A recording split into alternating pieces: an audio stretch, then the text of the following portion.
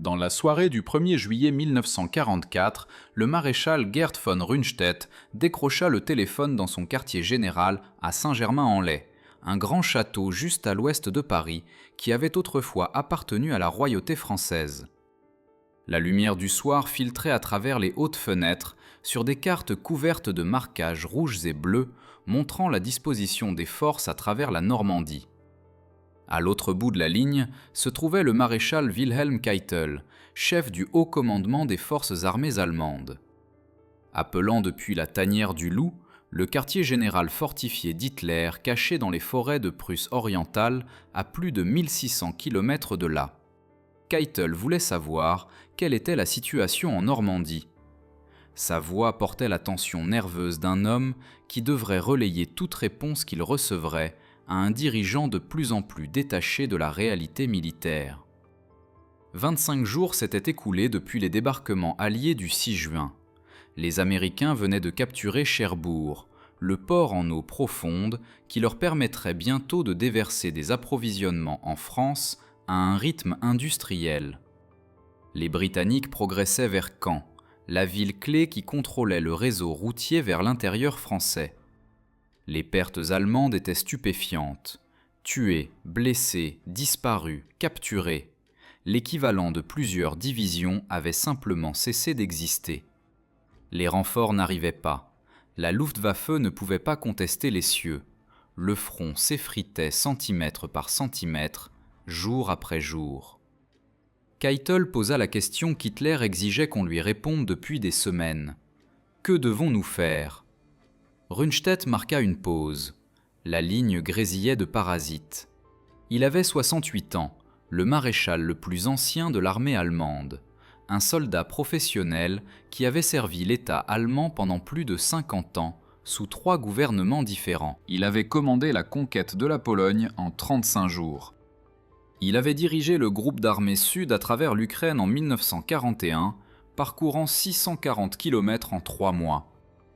Il avait supervisé la défense de l'Europe occidentale depuis 1942. Il avait étudié la guerre toute sa vie d'adulte. Il savait exactement ce qu'il fallait faire. « Terminez la guerre, idiot, dit-il. Que pouvez-vous faire d'autre » La ligne devint silencieuse. Keitel ne dit rien. Il n'y avait rien à dire. Von Rundstedt avait dit la vérité que tout le monde au haut commandement allemand connaissait, mais que personne n'osait articuler. La guerre était perdue. Continuer à se battre ne déterminerait que dans quelle mesure l'Allemagne serait détruite avant la reddition inévitable. En quelques jours, Rundstedt fut relevé de son commandement. Hitler le remplaça par le maréchal Günther von Kluge, un officier capable qui ne s'avérerait pas plus capable d'inverser la situation que von Rundstedt ne l'avait été. La guerre continuerait pendant encore 10 mois. Des millions d'autres mourraient. Les villes allemandes seraient réduites en décombres. L'armée rouge se frayerait un chemin jusqu'à Berlin, exerçant une terrible vengeance pour les horreurs que l'Allemagne avait infligées à l'Union soviétique. Et l'homme qui avait vu la vérité l'avait dite clairement et avait été démis pour son honnêteté, regarderait depuis sa retraite tout ce qu'il avait prédit se réaliser, exactement comme il l'avait prévu. Ce qui s'est passé durant ces 25 jours entre le jour J et cet appel téléphonique révèle quelque chose de profond sur la façon dont les organisations militaires échouent quand l'honnêteté devient punissable. Cela montre ce qui arrive quand les hommes au sommet refusent d'écouter les hommes qui peuvent réellement voir le champ de bataille. Et cela démontre une vérité qui s'applique bien au-delà de la guerre. Les personnes les plus proches d'un problème le comprennent souvent le mieux, mais les personnes les plus éloignées ont souvent le plus de pouvoir pour les ignorer et le plus d'incitation à le faire.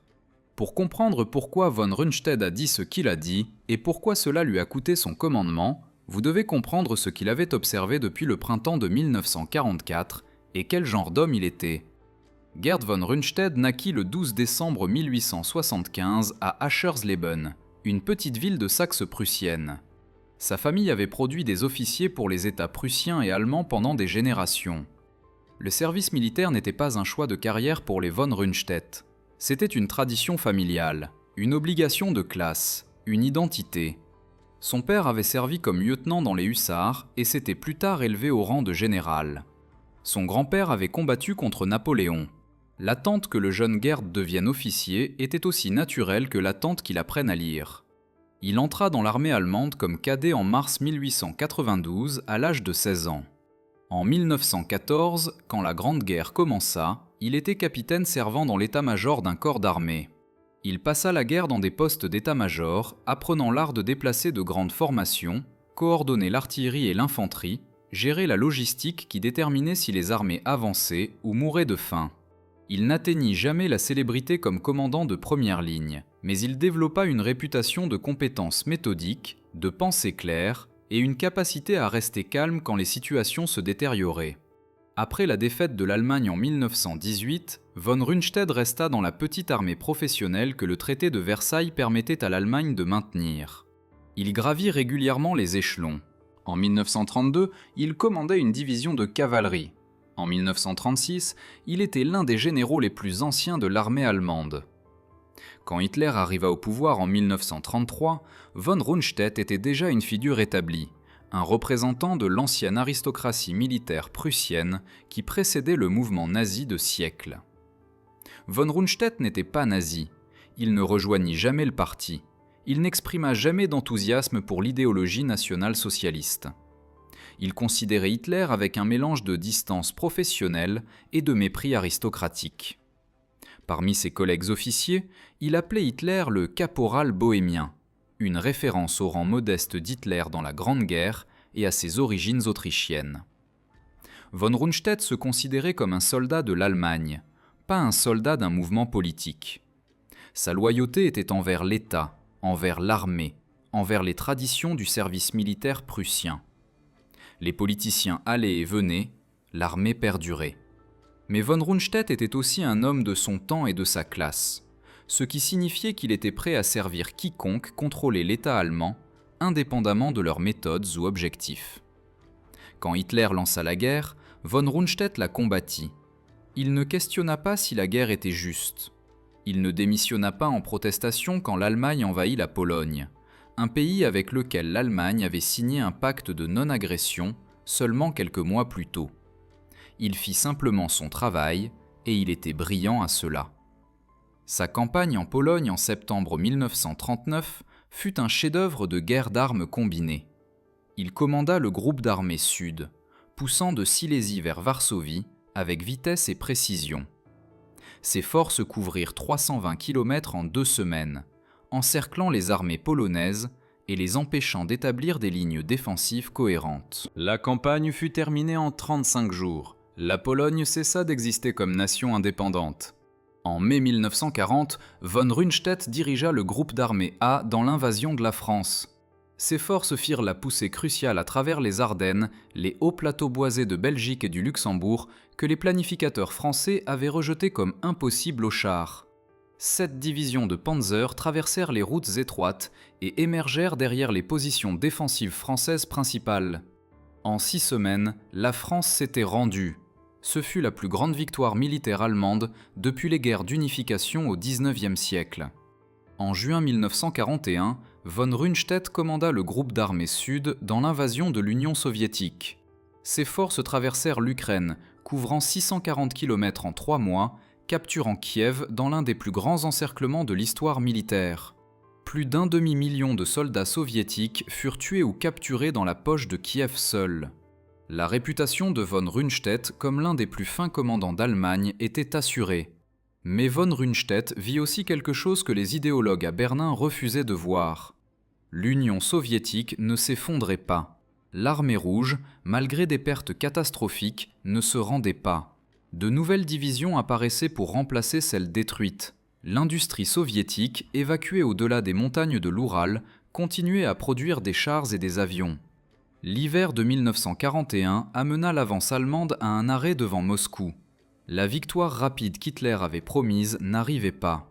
En décembre 1941, von Rundstedt ordonna un retrait de Rostov, une ville du sud de la Russie que ses forces ne pouvaient plus tenir. Hitler était furieux. Il avait interdit toute retraite.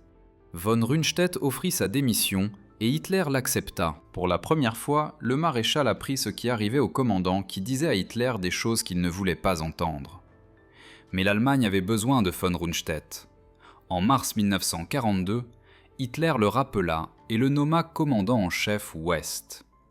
Son travail était de préparer la défense de la côte atlantique de la Norvège à l'Espagne, près de 4800 km de côte. Les Alliés envahiraient éventuellement, tout le monde le savait. La question était où et quand, et si l'Allemagne pouvait défaire l'invasion quand elle viendrait. Von Rundstedt commandait des douzaines de divisions sur le papier.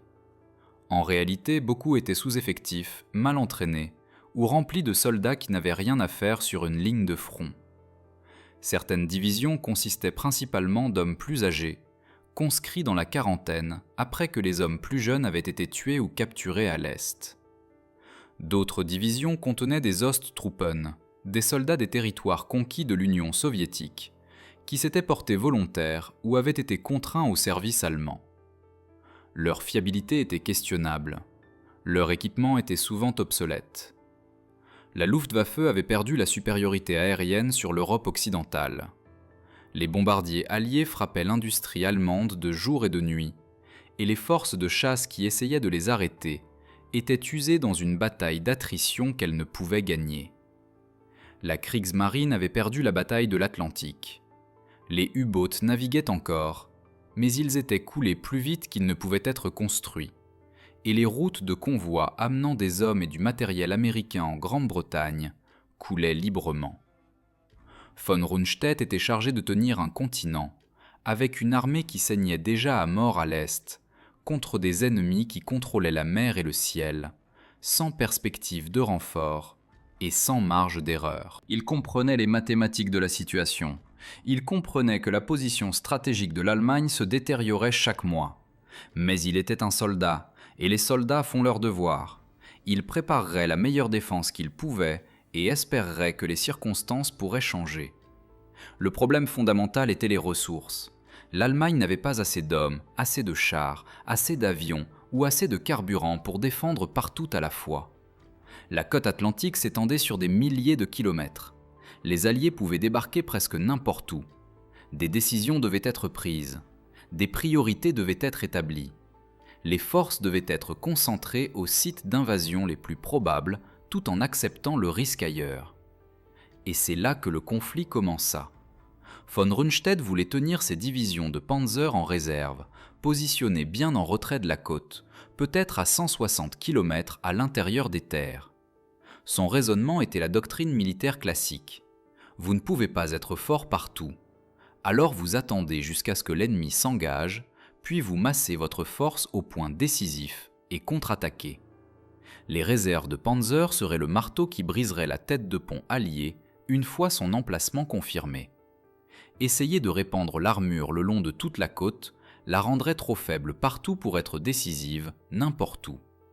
Mais le maréchal Erwin Rommel, qui avait été nommé pour commander le groupe d'armée B sous von Rundstedt en novembre 1943, était complètement en désaccord. Rommel avait combattu les Britanniques et Américains en Afrique du Nord. Il savait ce que la puissance aérienne alliée pouvait faire. Il avait regardé ses convois de ravitaillement brûlés sur les routes du désert vers Tobrouk. Il avait vu ses chars détruits par des chasseurs bombardiers avant qu'ils ne puissent atteindre le champ de bataille. Il avait expérimenté les effets dévastateurs des tirs navals sur les positions côtières. Rommel croyait qu'une fois que les Alliés s'établiraient à terre, l'armure allemande n'atteindrait jamais la côte. Les chasseurs bombardiers alliés détruiraient les panzers sur les routes. Les canons navals alliés briseraient toute contre-attaque qui approcherait des plages. La seule chance, argumentait Rommel, était de défaire l'invasion dans les premières heures sur les plages, avant que les Alliés ne puissent consolider leur position. Chaque char, chaque canon, chaque soldat devait être aussi près de l'eau que possible. L'invasion devait être arrêtée à la ligne d'eau, où elle ne serait pas arrêtée du tout.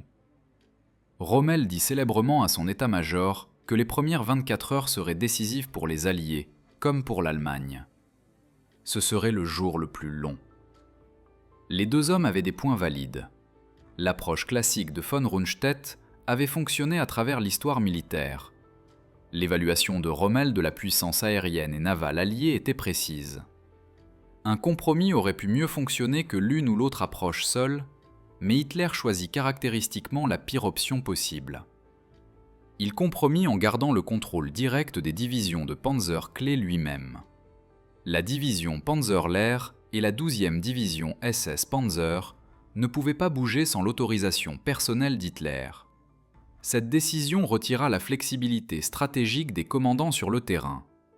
Cela signifiait que quand l'invasion viendrait, les hommes qui pouvaient voir ce qui se passait devraient demander permission à un homme à 1600 km qui ne pouvait rien voir du tout.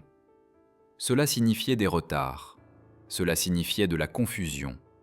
Cela signifiait que les heures critiques après le débarquement seraient perdues en attendant une autorisation qui pourrait ou ne pourrait pas venir. 6 juin 1944, jour J. Les Alliés débarquèrent sur 5 plages à travers une étendue de 80 km de la côte normande. À Utah Beach, la 4e division d'infanterie américaine débarqua avec des pertes relativement légères. À Omaha Beach, les 1re et 29e divisions d'infanterie américaine tombèrent sur la 352e division d'infanterie allemande et souffrirent terriblement avec plus de 2000 tués et blessés dans les premières heures. À Gold, Juno et Sword Beaches, les forces britanniques et canadiennes s'établirent contre une résistance déterminée, mais finalement insuffisante. 156 000 hommes débarquèrent le premier jour. 11 000 avions les soutinrent, maintenant le contrôle complet des cieux sur la zone d'invasion. Près de 7 000 navires les livrèrent, la plus grande armada navale jamais assemblée. Plus de 23 000 troupes aéroportées, incluant 13 000 parachutistes américains, avaient sauté ou atterri par planeur derrière les lignes allemandes pendant la nuit, saisissant des ponts clés et des carrefours routiers, créant le chaos dans les zones arrières allemandes. C'était la plus grande invasion amphibie de l'histoire humaine. Von Rundstedt apprit les débarquements vers le matin, quand les rapports commencèrent à filtrer des unités de défense côtière. Des parachutistes atterrissaient depuis des heures. Le bombardement naval avait commencé avant l'aube. L'ampleur de l'attaque était immédiatement claire. Ce n'était pas un raid, c'était l'invasion. Von Rundstedt demanda immédiatement la libération des réserves de Panzer. La 12e division SS Panzer et la division Panzerlehr étaient positionnées pour contre-attaquer si on leur donnait permission de bouger. Chaque heure de retard permettait aux Alliés de renforcer leur tête de pont. Chaque heure comptait. La demande alla au quartier général d'Hitler au Berghof en Bavière, où il séjournait depuis la fin du printemps. Il était resté éveillé jusqu'à 2 ou 3 heures du matin, regardant des actualités cinématographiques avec Goebbels et Eva Braun. Son médecin personnel lui avait donné un somnifère pour traiter son insomnie chronique.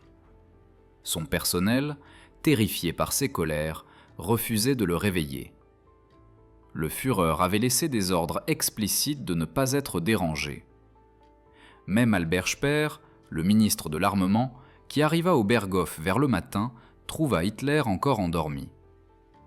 Les Panzers restaient immobiles, leurs moteurs froids, leurs équipages attendant des ordres qui ne venaient pas. Les heures passaient. Les Alliés consolidaient leur position. Plus d'hommes et plus d'équipements débarquaient. Les têtes de pont se reliaient. La fenêtre pour une contre-attaque décisive commença à se fermer quand Hitler se réveilla finalement vers midi. Il hésitait encore. Il était convaincu que la Normandie était une diversion, que la véritable invasion viendrait à Pas-de-Calais, le point le plus étroit de la Manche, à seulement 21 miles de la côte britannique. Les opérations de déception alliées, nom de code Fortitude, avaient convaincu les services de renseignement allemands qu'un groupe d'armées massif sous le général George Patton attendait dans le sud-est de l'Angleterre pour frapper à Calais. Toute l'opération de Normandie, croyait Hitler, était conçue pour attirer les réserves allemandes loin du véritable objectif. Hitler refusa de libérer les réserves de Panzer jusqu'à ce qu'il soit certain. Il les garda en place, attendant une attaque sur Calais qui ne viendrait jamais. La déception était si efficace qu'Hitler continua à croire en l'armée fantôme pendant des semaines après le jour J, retenant des forces qui auraient pu être engagées en Normandie. Au moment où les Panzers reçurent finalement l'autorisation de se déplacer dans l'après-midi tardif, Vers l'après-midi, les avions alliés attendaient. Les colonnes de chars et de camions se déplaçant sur les routes françaises en plein jour étaient des cibles faciles. Les chasseurs bombardiers frappaient encore et encore, détruisant les véhicules, bloquant les routes, créant le chaos. Ce qui aurait dû être un déploiement rapide devint une épreuve harassante. La 21e division Panzer, la seule unité blindée assez proche pour contre-attaquer le jour J, lança une attaque désorganisée ce soir-là. Un groupe de combat atteignit effectivement la côte entre les plages britanniques, mais il était trop faible pour exploiter la pénétration. À la tombée de la nuit, il s'était retiré après avoir perdu 70 de ses 124 chars. Le moment de rejeter les Alliés à la mer était passé. Ils ne reviendraient jamais. Von Rundstedt observa cela se dérouler avec un désespoir croissant. Chaque heure qui passait permettait aux Alliés de débarquer plus d'hommes, plus de chars, plus d'artillerie. Chaque heure leur permettait de renforcer les positions défensives et d'apporter des fournitures supplémentaires. Chaque heure réduisait les chances de victoire de l'Allemagne, et il n'y avait rien qu'ils puissent faire à ce sujet. Les décisions étaient prises en Bavière par un homme qui n'avait jamais commandé de troupes au combat, qui refusait de visiter le front, qui comptait sur des épingles colorées sur une carte pour comprendre des situations qui ne pouvaient être saisies qu'en les voyant de première main. La première semaine après le jour J confirma les pires craintes de von Rundstedt. Les Alliés n'allaient pas être repoussés. Ils s'établissaient, renforçaient leurs forces, se préparaient à percer dans l'intérieur français. Les contre-attaques allemandes échouaient l'une après l'autre. La 12e division SS Panzer, quand elle arriva finalement, lança des attaques qui causèrent de lourdes pertes alliées, mais échouèrent à déloger la tête de pont. La division Panzer, l'une des formations blindées les mieux équipées d'Allemagne, fut introduite dans les combats par petits groupes et commença à subir des pertes qu'elle ne pourrait jamais remplacer. Les renforts furent retardés par les attaques aériennes alliées sur les chemins de fer et les ponts français. La destruction systématique du réseau ferroviaire français était en cours depuis des mois avant le jour J. Maintenant, ces effets se faisaient pleinement sentir. Les divisions qui auraient dû atteindre la Normandie en quelques jours prirent des semaines. La résistance française ajoutait au chaos, coupant les lignes téléphoniques, tendant des embuscades aux convois, fournissant des renseignements aux forces alliées. Le front se stabilisait, mais il se stabilisait en faveur de l'ennemi. Le 17 juin, 11 jours après le débarquement, von Rundstedt et Rommel rencontrèrent Hitler à Margival, un complexe de bunkers de commandement près de Soissons, connu sous le nom de Wolfsschlucht II, qui avait été construit en 1940 pour l'invasion prévue de la Grande-Bretagne. C'était la seule fois qu'Hitler utiliserait jamais cette installation. C'était aussi la première fois qu'Hitler était venu en France depuis l'armistice de 1940. Il avait refusé de visiter le front malgré les demandes répétées de ses commandants. Maintenant il venait, mais seulement dans un bunker loin derrière les lignes, protégé par des couches de sécurité. Il avait volé du Berghof à Metz la veille, puis voyagé en cortège automobile pendant la nuit. Hitler arriva l'air pâle et épuisé, ses mains tremblant visiblement. Il marchait voûté, sa fameuse énergie avait cédé la place à une agitation nerveuse qui alarma les officiers qui le virent. Plus tard, on comprendrait qu'il souffrait de la maladie de Parkinson, bien qu'à l'époque les symptômes fussent attribués au stress et au surmenage. Rommel parla en premier. Il décrivit la situation avec une honnêteté brutale. Le front tenait à peine, les pertes s'élevaient à 2500 hommes par jour, et les remplaçants arrivaient à un rythme d'environ 1000. Les Alliés avaient une supériorité aérienne complète. Les soldats allemands ne pouvaient pas se déplacer, ne pouvaient pas se ravitailler, ne pouvaient pas se renforcer en plein jour sans être attaqués depuis les airs.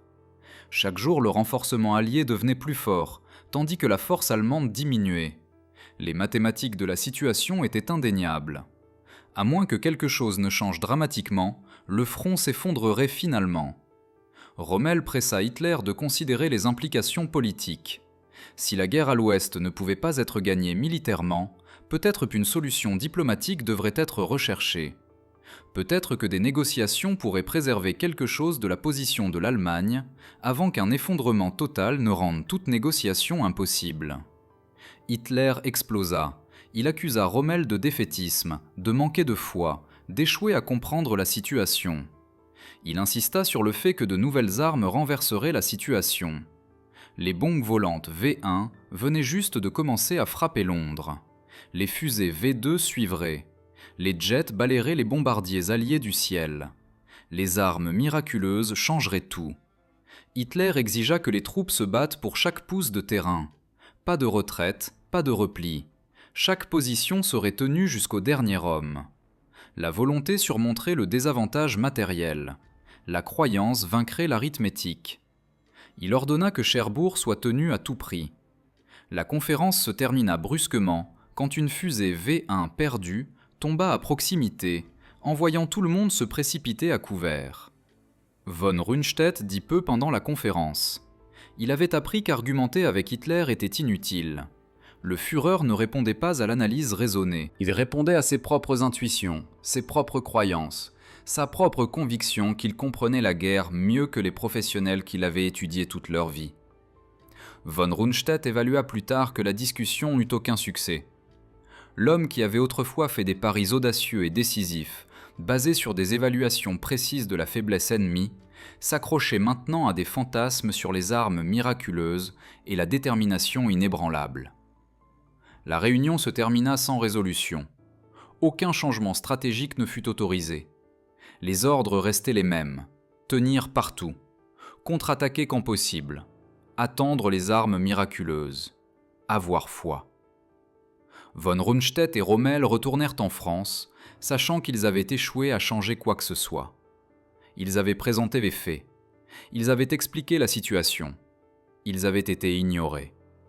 Les deux hommes comprenaient maintenant que la guerre continuerait jusqu'à ce que l'Allemagne soit complètement défaite, parce que l'homme en charge ne permettrait aucun autre résultat. La situation se détériora rapidement au cours des jours suivants. Le 18 juin, les forces américaines coupèrent la péninsule du Cotentin, isolant la forteresse de Cherbourg avec ses installations portuaires vitales. Hitler ordonna à la garnison de tenir jusqu'au dernier homme. Ils se battirent avec détermination, mais la détermination ne pouvait pas arrêter l'artillerie et l'infanterie américaine. La ville tomba les 26 et 27 juin.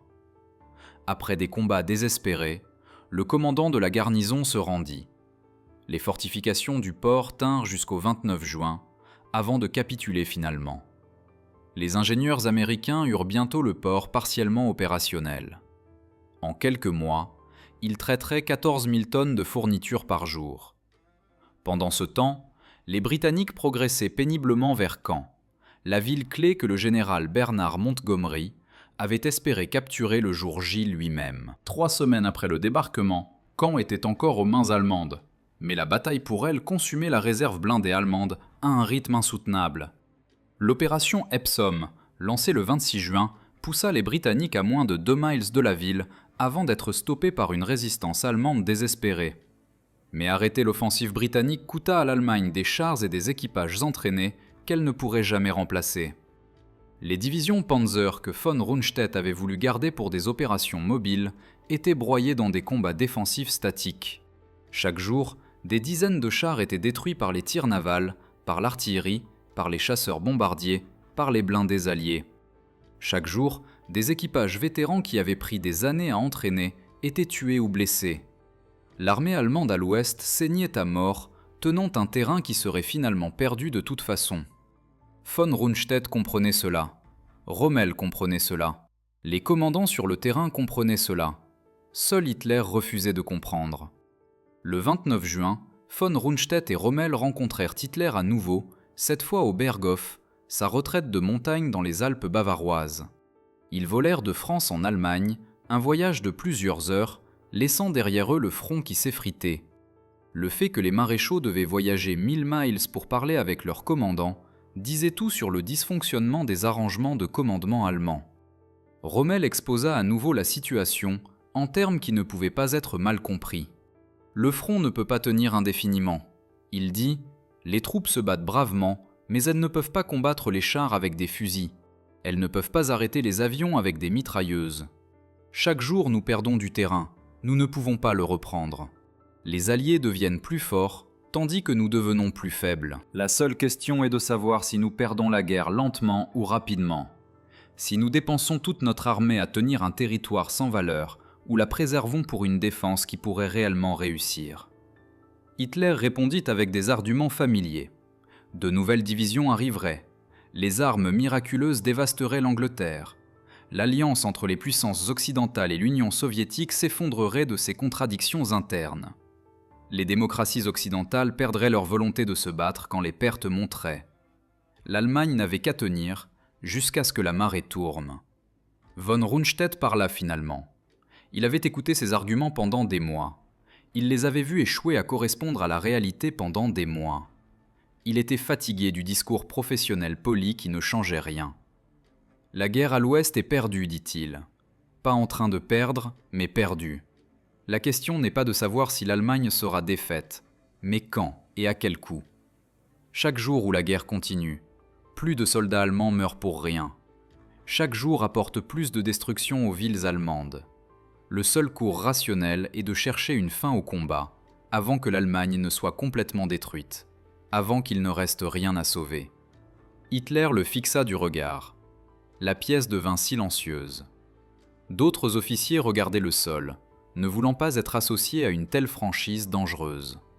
Puis Hitler commença à parler, sa voix montant dans la fureur. Il accusa von Rundstedt de lâcheté, de défaitisme, de trahir le peuple allemand et les soldats se battant au front. Il insista sur le fait que la victoire était encore possible si seulement les généraux y croyaient, si seulement ils se battaient avec la détermination qu'il exigeait. La réunion se termina sans résolution. Rien n'avait changé. Rien ne changerait. Von Rundstedt et Rommel retournèrent en France, sachant qu'ils avaient dit la vérité et avaient été rejetés pour l'avoir dite. 2 jours plus tard, le 1er juillet 1944, vint l'appel téléphonique de Keitel. Le déclencheur immédiat fut l'effondrement des positions défensives autour de Cherbourg et la situation qui se détériorait sur la péninsule du Cotentin. Cet après-midi-là, le haut commandement allemand avait contremandé les ordres de von Rundstedt, permettant aux unités blindées de se retirer de la portée des tirs navals alliés près de Caen. Keitel, parlant pour Hitler, voulait savoir ce qui devait être fait pour stabiliser le front. Von Rundstedt n'avait plus de patience pour la charade. Il avait averti pendant des semaines. Il avait été ignoré pendant des semaines. Il avait regardé de bons soldats mourir pendant des semaines pour une cause qui était déjà perdue. Quand Keitel demanda ce qui devait être fait, von Rundstedt répondit avec la seule réponse honnête qui restait. « Terminez la guerre, idiot. Que pouvez-vous faire d'autre » Les mots n'étaient pas diplomatiques. Ils n'étaient pas formulés dans le langage prudent que les généraux utilisaient en s'adressant au leadership politique. Ils n'étaient pas adoucis avec des qualifications ou tempérés avec des interprétations alternatives. Ils étaient francs, directs et dévastateurs, et ils mirent fin au commandement de von Rundstedt. La réponse d'Hitler vint rapidement. Le lendemain, le 2 juillet, Hitler émit l'ordre de renvoi. Le maréchal Günther von Kluge fut convoqué pour prendre le commandement en chef ouest. Von Rundstedt fut dit de rentrer chez lui et d'attendre d'autres ordres. L'annonce officielle attribuait son départ à l'âge et à la mauvaise santé. Il n'y eut pas de cour martiale, pas de disgrâce publique, pas de confrontation dramatique. Hitler avait encore besoin de l'apparence de soutien de l'ancienne aristocratie militaire prussienne, avait encore besoin du prestige que des officiers comme von Rundstedt apportaient au régime. Mais la carrière active de von Rundstedt semblait être terminée. Il avait dit la vérité, et la vérité n'était pas tolérée. Ce qui suivit prouva que chaque mot que von Rundstedt avait prononcé était exact. Von Kluge arriva confiant qu'il pouvait réussir là où von Rundstedt avait échoué. Il avait commandé avec succès sur le front de l'Est. Il croyait que la situation à l'Ouest pouvait être stabilisée si elle était gérée correctement. En quelques jours, il comprit la réalité. La situation était exactement aussi mauvaise que von Rundstedt l'avait décrite. Peut-être pire. Les Alliés n'allaient pas être arrêtés. Le 20 juillet 1944, moins de 3 semaines après le renvoi de von Rundstedt, un groupe d'officiers militaires allemands tenta d'assassiner Hitler. Le colonel Klaus von Stauffenberg plaça une bombe dans une mallette et la plaça sous une table de conférence au repère du Loup pendant un briefing avec Hitler. La bombe explosa à 12h42, tuant 4 personnes et blessant beaucoup d'autres. Mais Hitler survécut. Une lourde table de chêne l'avait protégé du pire de l'explosion. Il émergea avec des tympans percés, des brûlures et des blessures d'éclats de bois, mais bien vivant. La conspiration s'effondra en quelques heures. Les conspirateurs avaient supposé qu'Hitler était mort et commencèrent à mettre en œuvre leur plan pour saisir le pouvoir. Nom de code, Opération Valkyrie. Quand la nouvelle vint qu'Hitler avait survécu, le coup d'État s'effondra. Les conspirateurs furent arrêtés, torturés et exécutés. Stauffenberg fut fusillé par un peloton d'exécution dans la cour du bloc Bendler peu après minuit, criant « Vive l'Allemagne sacrée !» avec son dernier souffle. D'autres furent pendus avec du fil de piano à des crochets de boucher. Leur mort filmée pour le visionnage d'Hitler, des milliers d'autres furent arrêtés lors de l'épuration qui suivit, alors que la Gestapo rassemblait quiconque était lié, même de manière ténue, à la résistance. Près de 5000 personnes seraient finalement exécutées en lien avec le complot. RML fut impliqué dans la conspiration. Il avait eu connaissance du complot et ne l'avait pas signalé. Certaines preuves suggéraient qu'il avait été plus activement impliqué, bien qu'il les niait sous interrogatoire. Les preuves contre lui étaient suffisamment solides pour qu'Hitler ne puisse les ignorer. Mais RML était trop populaire pour être jugé. Ses victoires en Afrique du Nord avaient fait de lui un héros national. Un procès public révélerait que le général le plus célèbre d'Allemagne s'était retourné contre le régime. RML se vit offrir un choix. Il pouvait faire face au tribunal du peuple, où la condamnation et l'exécution étaient certaines, et où sa famille ferait face à la persécution par la suite, où il pouvait prendre du poison et mourir en héros, avec sa famille protégée et sa réputation préservée. L'État annoncerait qu'il était mort de ses blessures suite à une attaque de mitraillage antérieure. Il recevrait des funérailles nationales avec tous les honneurs militaires. Le 14 octobre 1944, deux généraux, Wilhelm Burgdorf et Ernst Meisel, arrivèrent au domicile de RML à Erlingen avec le poison. RML se remettait de blessures subies lorsque sa voiture de service fut mitraillée par des avions alliés en juillet. Il dit à sa femme Lucie et à son fils Manfred ce qui allait arriver. Il leur dit au revoir, marcha vers la voiture qui l'attendait et avala la capsule de cyanure. Il avait 52 ans. L'homme qui avait compris la situation en Normandie mieux que presque quiconque, qui avait exhorté Hitler à chercher la paix tant qu'il y avait encore quelque chose à négocier, était mort parce qu'il avait eu raison. Les funérailles nationales qui suivirent le présentèrent comme un héros mort de ses blessures. Von Kluge ne s'en sortit pas mieux. Début août, la percée américaine à Saint-Lô brisa le front allemand. L'opération Cobra perça les lignes allemandes et se déversa dans l'intérieur français. Von Kluge ordonna une contre-attaque à Mortain qu'Hitler avait exigée, même si von Kluge savait qu'elle était sans espoir. La contre-attaque échoua. Les forces allemandes furent presque encerclées à Falaise, alors que les forces américaines et britanniques refermaient un piège autour d'elles. Plus de 50 000 soldats allemands furent tués ou capturés dans la poche de Falaise. La 7e armée allemande cessa d'exister en tant que force de combat efficace. Lorsqu'Hitler soupçonna von Kluge de tenter de négocier avec les Alliés, il fut rappelé à Berlin. Le 19 août 1944, sur la route du retour vers l'Allemagne près de Metz, von Kluge arrêta sa voiture sur le bord de la route et avala du cyanure. Il avait 61 ans. Il laissa une lettre à Hitler l'exhortant à montrer la grandeur nécessaire pour mettre fin à une lutte sans espoir.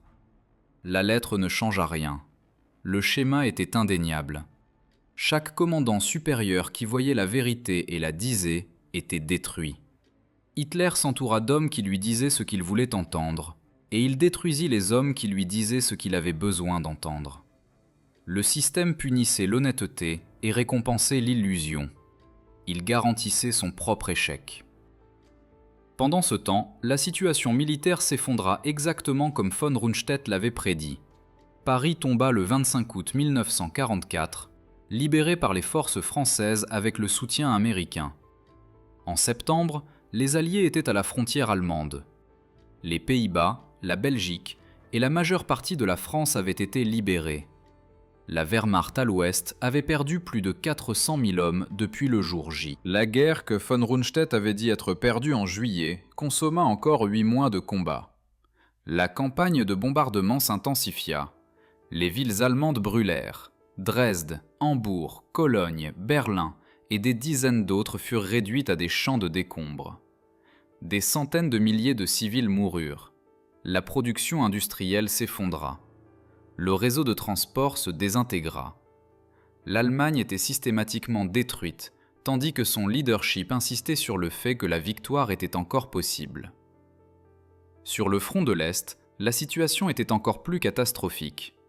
L'opération Bagration, lancée par les Soviétiques le 23 juin 1944, détruisit le groupe d'armées centre-allemand dans une défaite encore plus dévastatrice que Stalingrad.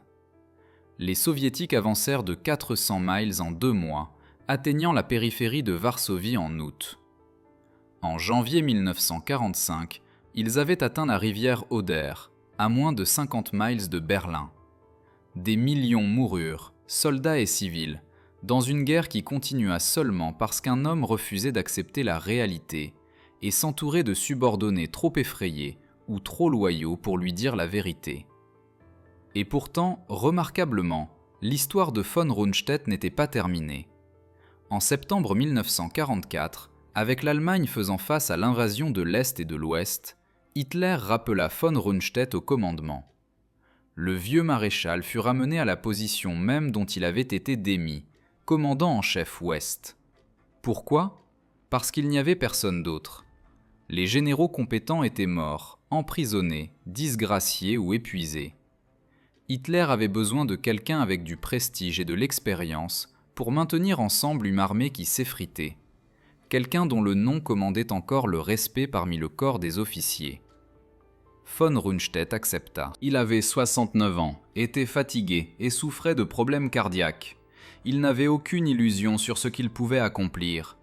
Il dit à son état-major que son travail était de présider à une catastrophe, pas de l'empêcher. La guerre était perdue, tous sauf Hitler le savaient. Mais l'Allemagne se battait encore, et des soldats mouraient encore, et quelqu'un devait donner les ordres, même si ces ordres ne pouvaient pas changer l'issue. En décembre 1944, Hitler lança sa dernière grande offensive à l'ouest. L'attaque à travers les Ardennes, qui deviendrait connue sous le nom de bataille des Ardennes, était le plan d'Hitler, pas celui de Rundstedt. Le maréchal s'y était opposé depuis le début. Il pensait que les forces allouées étaient insuffisantes pour les objectifs assignés. Il pensait que la situation logistique rendait les opérations offensives soutenues impossibles. Il pensait que tout le concept était stratégiquement défaillant, un pari qui ne pouvait pas réussir et consommerait les dernières réserves de l'Allemagne. Le carburant n'existait pas pour atteindre Anvers, l'objectif déclaré. La Luftwaffe ne pouvait pas fournir un soutien aérien soutenu. Même si l'attaque perçait, elle ne pouvait pas être exploitée ou soutenue. Von Rundstedt proposa une attaque plus limitée, la petite solution qui pourrait obtenir un succès local sans tout risquer. Hitler la rejeta. L'attaque procéderait comme il l'avait ordonné. L'offensive commença le 16 décembre 1944 avec environ 30 divisions, les dernières réserves opérationnelles significatives que l'Allemagne possédait. Elle obtint une surprise complète. Les Américains furent pris au dépourvu, convaincus que l'Allemagne n'avait plus la force d'attaquer. Le front fléchit. Un saillant de 50 miles de profondeur se forma dans les lignes américaines. Certaines unités furent débordées, d'autres fuirent en panique. Pendant quelques jours, il sembla que le pari d'Hitler pourrait réussir. Mais von Rundstedt avait raison sur tout ce qui comptait. L'offensive manqua de carburant avant d'atteindre ses objectifs. Les chars allemands restèrent immobiles sur les routes, leurs réservoirs vides.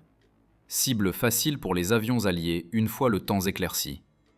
La résistance américaine aux points clés, particulièrement Bastogne, retarda l'avance allemande et perturba le calendrier.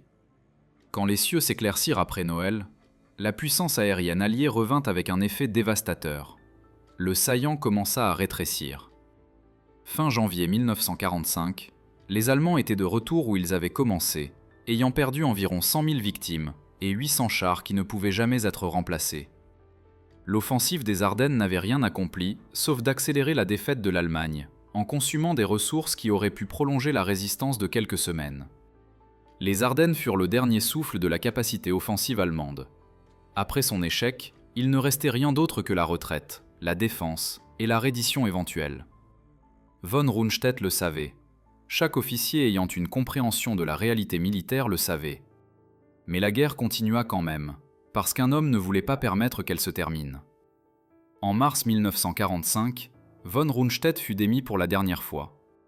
Les forces américaines avaient capturé le pont d'Udendorf à Remagen le 7 mars, traversant le Rhin intact. C'était la première fois qu'une armée ennemie traversait le Rhin depuis Napoléon. Hitler avait besoin de quelqu'un à blâmer pour l'échec de détruire le pont. Von Rundstedt n'avait rien à voir avec la décision, rien à voir avec les préparations de démolition, rien à voir avec l'échec, mais il était le commandant supérieur.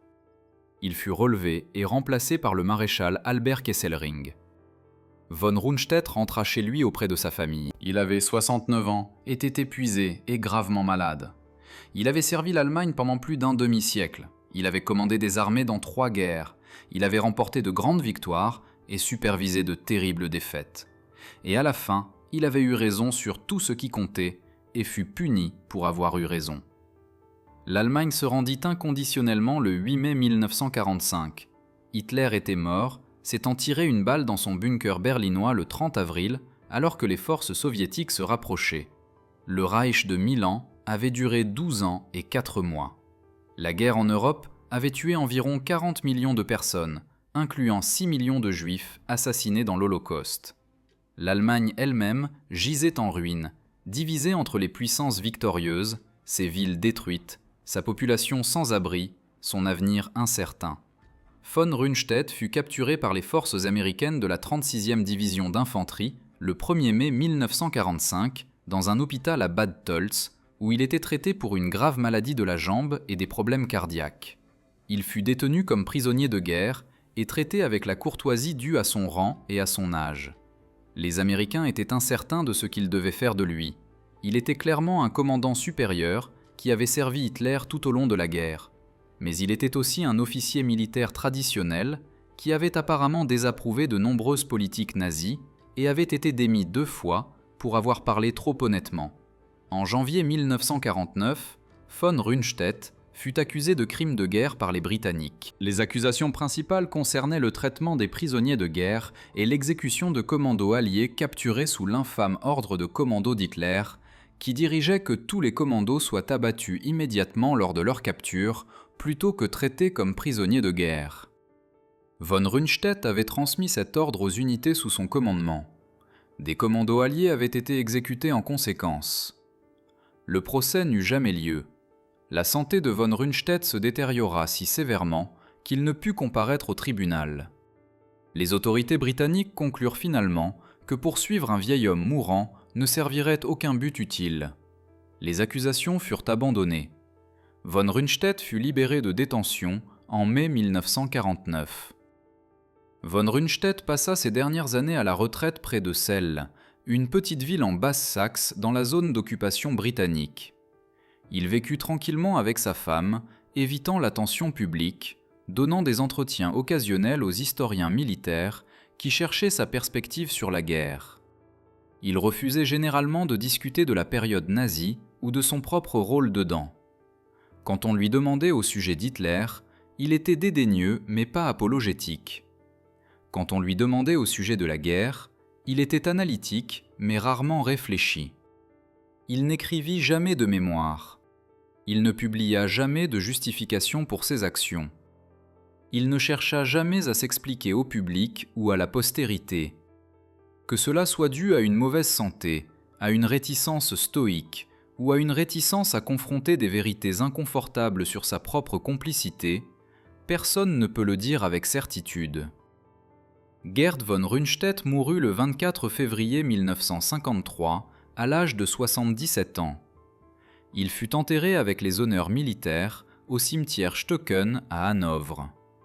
Plus de 2000 personnes en deuil y assistèrent. Sa tombe est marquée par une pierre simple portant son nom, son rang et ses dates. Elle ne dit rien sur son service, ses victoires, ses défaites ou ses paroles célèbres à Keitel. La question que les historiens ont débattue depuis est ce que l'histoire de von Rundstedt nous dit sur la responsabilité morale en guerre et dans les organisations plus généralement. Certains soutiennent que von Rundstedt n'était qu'un autre général qui servit un régime criminel, que son mépris aristocratique pour Hitler ne l'empêcha pas de servir fidèlement, que son habileté en tant que soldat permit des atrocités qu'il n'ordonna jamais personnellement, mais facilita certainement. Les crimes de guerre dont il fut accusé étaient réels. L'ordre de commando qu'il transmit mena à la mort de soldats alliés capturés qui auraient dû être protégés par les lois de la guerre. Les campagnes qu'il commanda en Pologne, en France et en Union soviétique tuèrent des millions. Son excellence professionnelle servit un régime criminel. D'autres soutiennent que von Rundstedt représentait la tragédie du soldat professionnel pris au piège dans un système criminel, qu'il n'était pas un vrai croyant, mais un artisan qui servit l'État sans questionner les buts de son service, que ses paroles célèbres à Keitel montraient un homme qui comprenait la vérité, mais ne pouvait pas agir dessus sauf par la parole. Il était pris au piège, suggèrent ses interprètes, par sa propre conception du devoir, par des traditions d'obéissance qui ne laissaient aucune place à l'indépendance morale, par une vie d'entraînement qui lui apprit à suivre les ordres plutôt qu'à les questionner. Peut-être les deux interprétations contiennent-elles des éléments de vérité. Peut-être von Rundstedt était-il simultanément un professionnel habile, un facilitateur passif du mal, un réaliste clairvoyant et un échec moral. Les êtres humains contiennent des contradictions. L'histoire n'offre pas de catégorie simple qui accommode la pleine complexité des vies individuelles. Ce qui est clair est que von Rundstedt vit ce qui se passait, plus précisément que presque quiconque dans le haut commandement allemand. 25 jours après le jour J, il comprit que la guerre était perdue, au-delà de tout espoir raisonnable de récupération. Il comprit que continuer à se battre ne ferait qu'augmenter la destruction. Il comprit que le seul cours rationnel était de chercher la paix tant qu'il restait encore quelque chose à sauver. Et il avait raison. Tout ce qui arriva par la suite confirma son jugement. La bataille des Ardennes fut un gaspillage futile des dernières réserves de l'Allemagne. La défense du Rhin fut une action de retardement qui n'acheta rien d'autre que du temps pour plus de destruction. La défense finale de Berlin fut un bain de sang qui ne servit aucun but militaire que ce soit. Chaque jour que la guerre continua après le 1er juillet 1944 fut un jour qui coûta des vies allemandes et alliées, sans changer l'issue ultime d'un degré. Von Rundstedt vit cela clairement. Il le dit directement. La leçon plus profonde de son histoire concerne comment les organisations échouent quand elles punissent le fait de dire la vérité. L'Allemagne d'Hitler était un système optimisé pour l'auto-tromperie. Les bonnes nouvelles remontaient la chaîne de commandement, les mauvaises nouvelles étaient filtrées, adoucies, retardées ou bloquées entièrement. Les officiers qui rapportaient honnêtement sur des situations défavorables étaient accusés de défaitisme et remplacés par des officiers qui rapportaient ce que le leadership voulait entendre. Le résultat fut une structure de commandement qui devint progressivement plus déconnectée de la réalité, prenant des décisions basées sur des fantasmes plutôt que sur des faits. Ce schéma apparaît de manière répétée à travers l'histoire et à travers les organisations humaines. Des corporations qui punissent les managers pour des évaluations honnêtes de problèmes. Les gouvernements qui promeuvent les fonctionnaires qui sont d'accord avec la politique établie et marginalisent ceux qui la remettent en question. Les armées qui font taire les officiers qui défient la doctrine acceptée. Dans chaque cas, le confort à court terme de la conformité crée une catastrophe à long terme lorsque la réalité finit par s'imposer. Les personnes au sommet de telles organisations prennent des décisions basées sur des informations qui ont été optimisées pour leur confort psychologique plutôt que pour leur exactitude. Elles en viennent à croire leur propre propagande parce que tout le monde autour d'elles la confirme.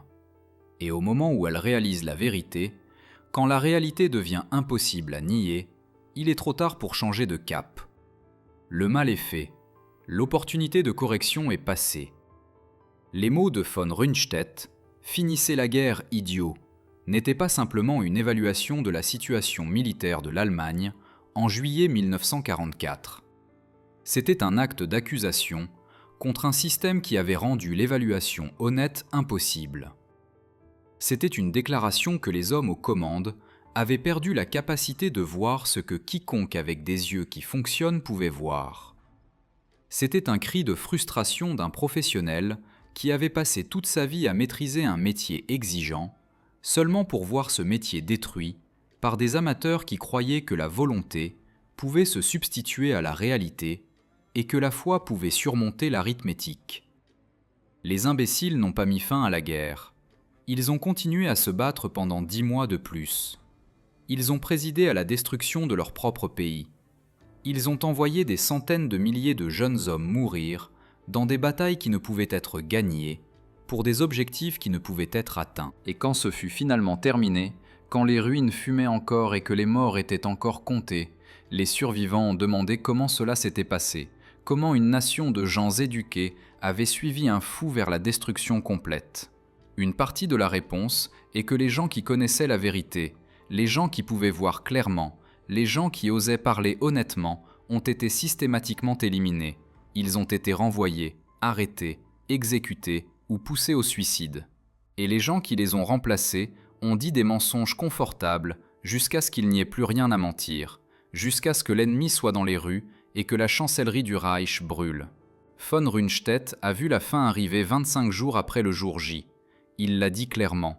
Il a été éliminé pour son honnêteté, et l'Allemagne a brûlé pendant 10 mois de plus parce que personne au pouvoir ne pouvait supporter d'entendre ce qu'il avait à dire. Si vous avez trouvé cette histoire aussi captivante que nous, veuillez prendre un moment pour aimer cette vidéo. Cela nous aide à partager plus de moments oubliés de la Seconde Guerre mondiale avec un public plus large. Abonnez-vous pour rester connecté avec ces histoires inédites. Chaque histoire compte, chaque histoire mérite d'être rappelée, et nous aimerions avoir de vos nouvelles. Laissez un commentaire ci-dessous nous disant d'où vous regardez. Notre communauté s'étend sur les continents et les générations. Des vétérans aux passionnés d'histoire, des étudiants aux chercheurs, vous faites partie de quelque chose de significatif ici. Merci de regarder, et merci de garder ces histoires.